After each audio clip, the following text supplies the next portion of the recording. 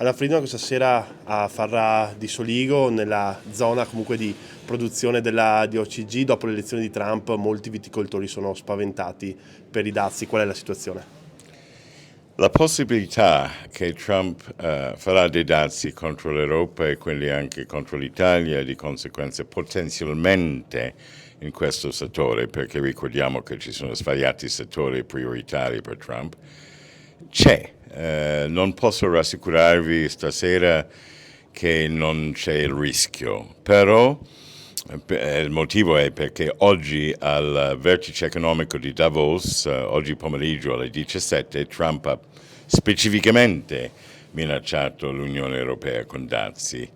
Che lo farà automaticamente contro l'Italia e contro tutta l'Europa nel settore del vino non è detto, possono essere altri settori che ricevono dazi prima di vino, però bisogna mettere nel calcolo che sapremo con più chiarezza probabilmente fra 1 o 2 mesi, perché ci vuole il tempo per vedere come Trump gioca le carte. Io spero di no, ma stasera è prematuro dire che siete fuori pericolo.